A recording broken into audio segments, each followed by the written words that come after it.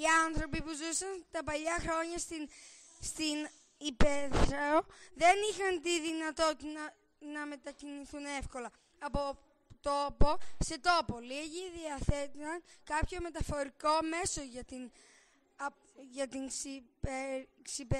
εξυπηρέτησή τους. Δεν υπήρχαν ούτε κατάλληλοι δρόμοι, έτσι η μετακίνησή τους ζώο, αν φυσικά διαθέταν. Σπάνια θα πήγαιναν και στο παζάρι.